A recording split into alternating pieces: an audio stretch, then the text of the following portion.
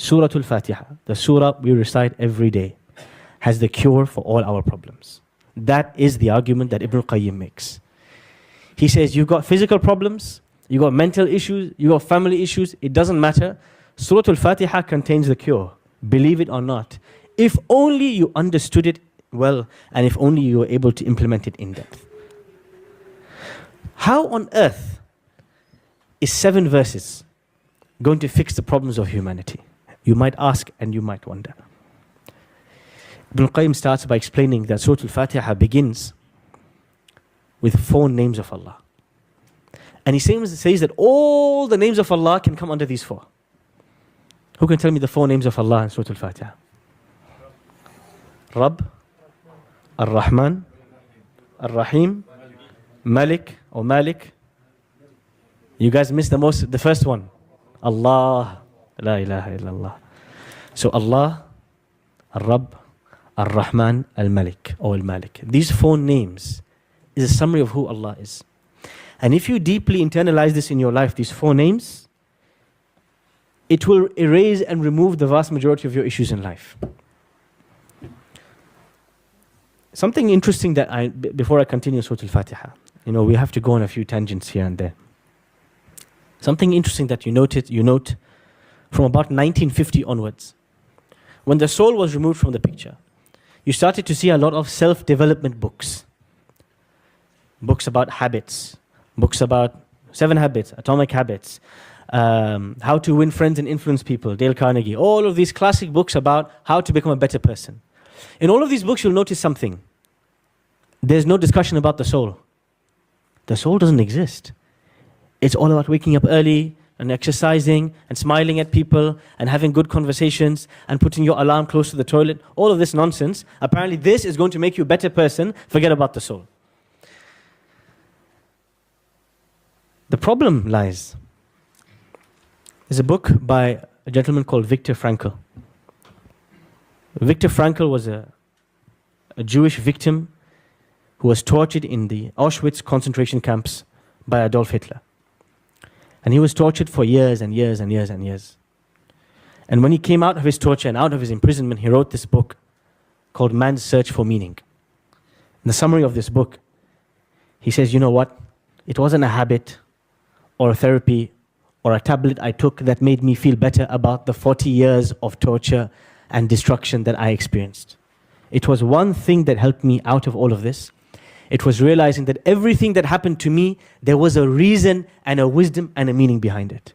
Now he's looking at it from the lens of the soul, not the lens of the mind, not the lens of mechanics, not the lens of politics. He's realizing, he's reading it, the reading of a soul. This book, Man's Search for Meaning.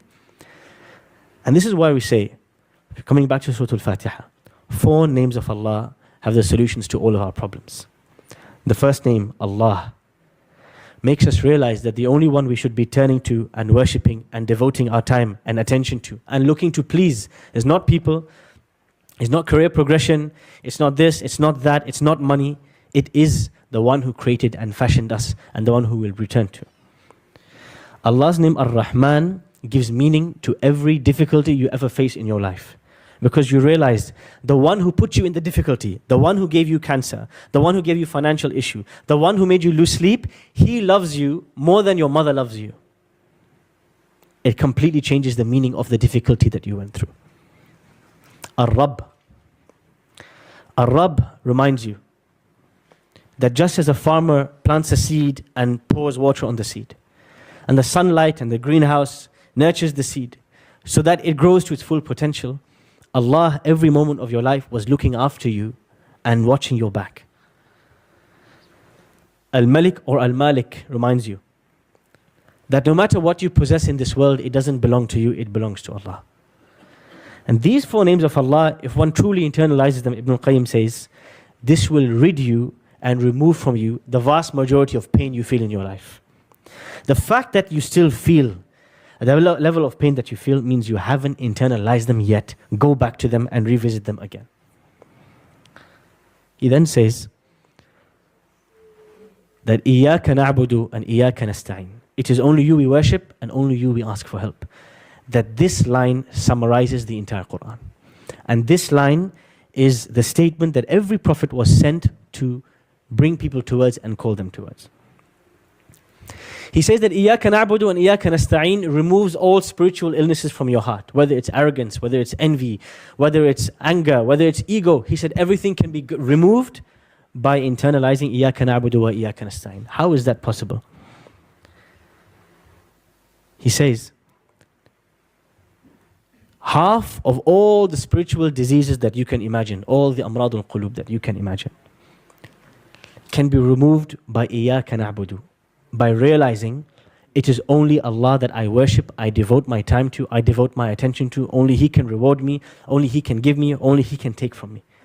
Because the vast majority of people put their trust and their hopes and their anger and their investment in people, in outcomes, in wealth, in things. But إِيَّاكَ نَعْبُدُ means you're fully invested only in Allah and you're expecting everything only from Him and you see nothing but His actions, nothing else. إِيَّاكَ نَعْبُدُ removes from you the most dangerous of all diseases of the heart. Who can tell me what is the most dangerous, the most lethal of all the diseases of the heart? More specific than shirk? Ar-riya. It is the desire to be seen by people instead of being seen by Allah. For me to stand up and pray, but to pray because I want Fulan to watch me pray. For me to give sadaqah because Fulan is watching me. For me to be addicted to the eyes of the people. This is the greatest of all diseases because this takes you. You are one step away from making these other people or these other things, you're making them equal to Allah. And that is the unforgivable sin. And you are on the edge at this point. إِيَّاكَ نَعْبُدُ fixes riya. It fixes this idea of needing the eyes of others, the attention, the validation of others, because you are trained and focused and thinking about only one thing. The one I devote myself to is the one who created and fashioned me. Only He can reward me and take from me. Someone else mentioned arrogance. This is the other most dangerous spiritual disease. Ibn al-Qayyim says there's the two most dangerous diseases is the desire to be seen by people and arrogance and pride. إِيَّاكَ نَسْتَعِينُ rids you of arrogance and pride because you realize and you internalize no matter what happens, I'm dependent upon Allah. From the day that my nappies were being changed and I could not even do that myself, to the day I am old and I will need help to walk, I will always remain dependent in between. And that is what إِيَّاكَ نَعْبُدُ إِيَّاكَ نَسْتَعِينُ means. Oh Allah, I will always need you, no matter who I am, where I am, or what I am. I'm always and constantly in need of you. And Ibn al-Qayyim says if you only internalize this, and if you only understood this, you would stop venting to people. يستخفون من الناس ولا يستخفون من الله. They fear people and they don't fear Allah. إنما أشكو بثي وحزني إلى الله. I only vent and complain of my distress to Allah. He says if you look back at the prophets before you, you will realize their strength did not come from bodybuilding. Their strength came from I'll only complain to Allah. I only turn to Allah. I know I only need Allah. From the dua that Musa makes when he arrives in Madian. Who remembers the dua Musa makes when he comes in Madian? Alayhi salam. رَبِّ إِنِّي لِمَا أَنزَلْتَ إِلَيَّ مِنْ خَيْرٍ فَقِيرٍ. Oh Allah, I need you. Just whatever you give me, I need you. That's إِيَّاكَ نَسْتَعِينُ.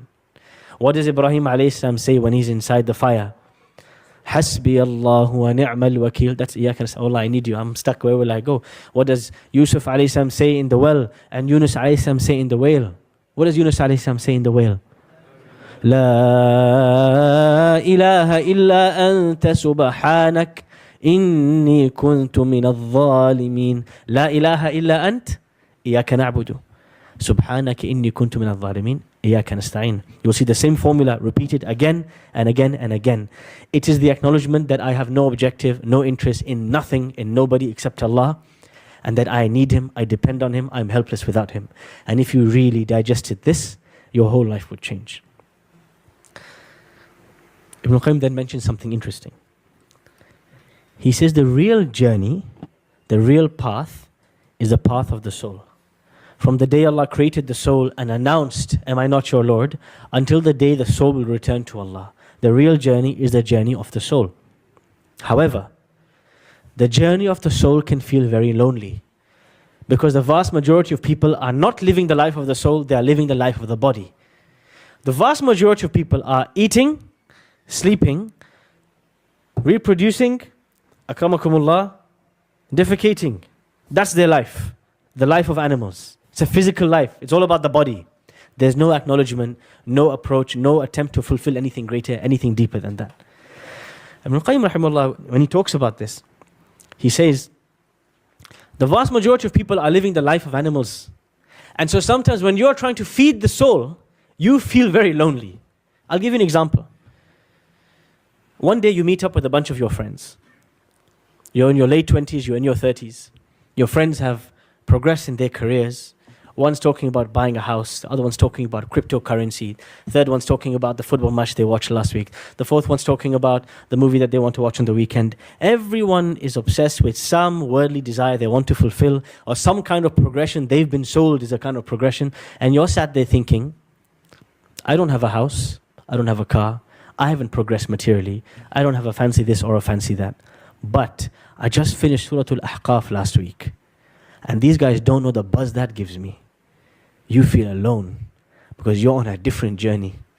You are on a very different journey, the journey of the soul. And this is why Ibn Qayyim says, when Allah says, Ihdina as-sirata al-mustaqim, oh Allah, guide us to this journey of the soul. Guide us not to be obsessed with the material world and the body, but guide us to the journey of the soul. When you feel lonely, you then say, Sirata alladhina an'amta alayhim, the path that all those people you blessed, they're all on. There's loads of people on the same path as me. Even if I don't see them, I'm not alone. And that's why Ibn Qayyim says, one of the therapies of Surah Al-Fatiha is removing your feeling of loneliness by making you realize you may feel lonely on this path of the soul. You may be saying no to your friends, no to your colleagues, no to so many things, and instead prioritizing the Quran, prioritizing the worship of Allah, and you feel so lonely on this path. He says, don't worry, you are not alone. Do you know how many prophets have walked your path? Do you know how many righteous people have walked your path? They too felt alone, but they were with Allah, and so He rid them of their loneliness. The book that was written, Manazil al-Sa'irin by Abu Ismail al-Harawi, it mentions that there are 100 stations or stops. You imagine this journey of the soul is a train journey.